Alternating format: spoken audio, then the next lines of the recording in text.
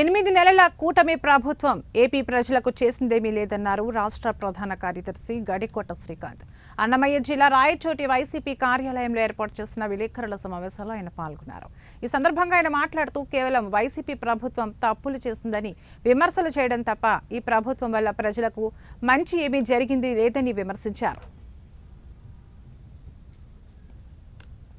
ముందుకు రాలేదు, సామాన్యుడికి ఏ రకమైనటువంటి మేలు జరగలేదు, వ్యాపారస్తులకు మంచి జరగలేదు, రైతులకు మంచి జరగలేదు, మహిళలకు మంచి జరగలేదు, విద్యార్థులకు మంచి జరగలేదు, నిరుద్యోగులకు మంచి జరగలేదు.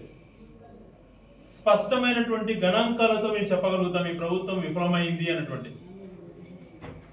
కేవలం తమ పాలనలో వాళ్ళు గత ప్రభుత్వాన్ని పైన బురద చేసేటువంటి కార్యక్రమంలోనే వాళ్ళు మాట్లాడుతూ వచ్చారు. 8 నెలలైనా ఇంకా గత ప్రభుత్వం గురించి మాట్లాడేది ఎందుకు?